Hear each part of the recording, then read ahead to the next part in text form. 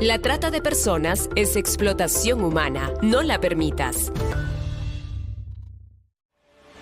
1 de la tarde, continuamos en RPP y, como medio de comunicación, estamos preocupados por temas de fondo. Uno de esos temas de fondo que no podemos perder de vista y hay que plantearlo siempre sobre la mesa es la trata de personas. ¿Qué es la trata de personas? ¿Cómo afecta esto a nuestro país? Vamos a conversar de este tema con Ricardo Valdés, director ejecutivo de CHS Alternativo, y con Jorge Abarca, gerente general de RPP. Ricardo, Jorge, ¿cómo están? Ante todo, muy buenas tardes. Buenas tardes. ¿Qué tal? Muy buenas tardes. Bueno, partamos del tema básico y de concepto, Ricardo. ¿Qué es la trata de personas? ¿Cuánto daño le está haciendo la trata de personas a un país como el nuestro? A ver, la trata de personas, como está inclusive ahí en el banner, es de manera muy sencilla explotación humana. Es la explotación de un ser humano por otro ser humano. Y ya, hay obviamente una definición legal que implica la captación, el transporte, en fin, con una serie de medios con la finalidad de explotar a una persona, ya sea de manera sexual, de manera laboral, con la finalidad de que haga mendicidad, etcétera, ¿no?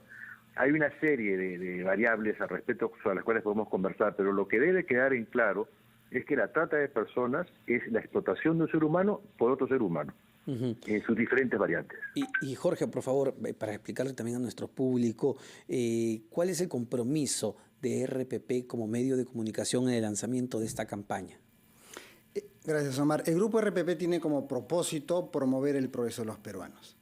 Y sin duda, el hablar de este tema y llevar información a la población es parte de cumplir este propósito, muy alineado a los ODS, los Objetivos de Desarrollo Sostenible. Entonces, de la mano de CHS queremos llevar información que permita a la población entender cómo funciona la trata de personas y qué podemos hacer para poder desaparecer este problema en la sociedad. Así es, y ahí, Ricardo, tu ayuda es importante para entender, cuáles son los tipos de trata de personas más comunes en un país como el nuestro. Los más conocidos y aquellos que están registrados en el Ministerio Público y por la Policía Nacional también, es la trata de personas con fin de explotación sexual. Y aquí la víctima suele ser siempre una mujer joven que es trasladada de un lugar a otro con la finalidad de que se le pueda explotar sexualmente. Y está muy asociada a una serie de economías informales o de economías ilegales o criminales. En segundo lugar, de acuerdo a la casística del Ministerio Público, aparece la explotación laboral. Y la explotación laboral está obviamente asociada a actividades económicas. La encontramos no solamente en la zona rural, también en la zona urbana, en lugares como por ejemplo aquí el centro de Lima, ¿no? En lugares en donde se producen confecciones o se elaboran otro tipo de artículos.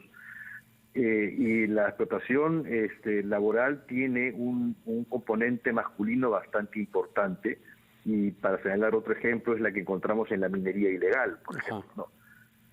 Ahora, uno puede estar siendo explotado laboralmente y no ser consciente de ello. Normalmente las personas que sufren de la trata de personas están totalmente conscientes de lo que padecen, Ricardo.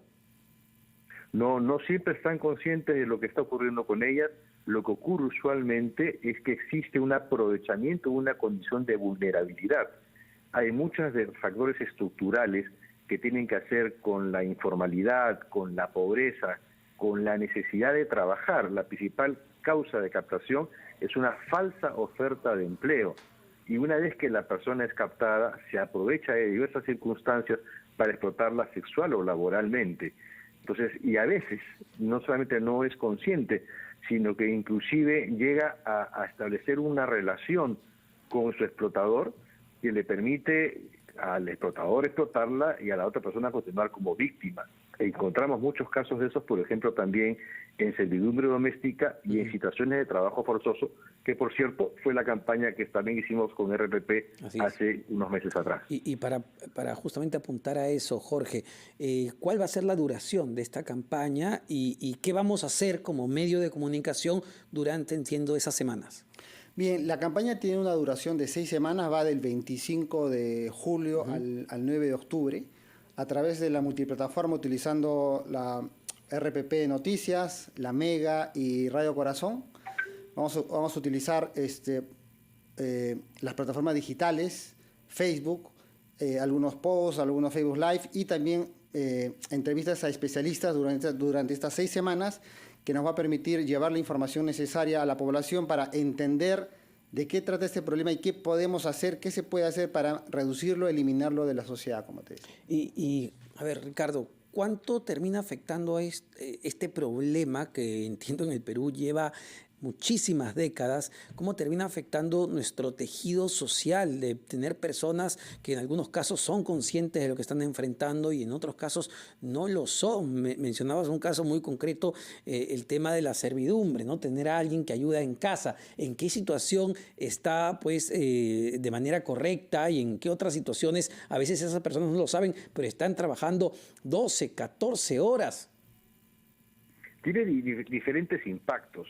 Hablando de manera mucho más estructural, está muy asociada, por ejemplo, también a la inseguridad ciudadana, está muy asociada a la criminalidad organizada, a las economías ilícitas, que justamente se convierte las personas en situación de explotación en su principal activo.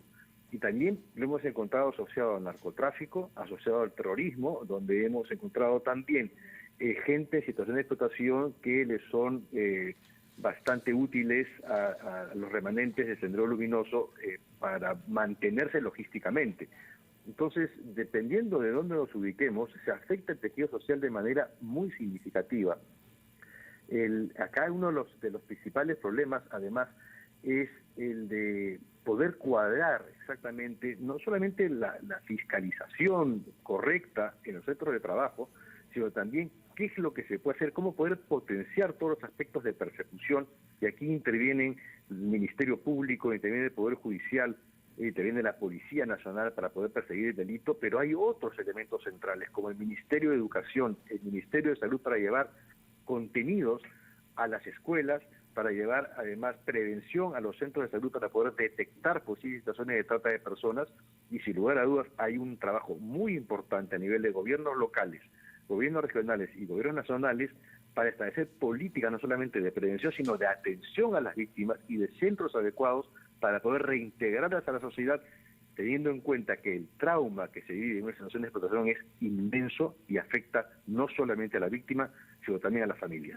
Claro que sí, muchísimas gracias para ambos. Ricardo Valdés, director ejecutivo de CHS Alternativo, y Jorge Abarca, gerente general de RPP. Me voy solo con un dato para entender la gravedad del problema. En el 2021 hubo 2.611 víctimas relacionadas a la trata de personas en el Perú. Ojo con eso. Sin embargo, las denuncias registradas en la policía solo fueron 535. De 2.611 solo se denunciaron 535. Por eso la necesidad de generar conciencia sobre este problema que tenemos como país. 1:29 de la tarde. Escuchamos a los titulares de la media hora. Venimos con más.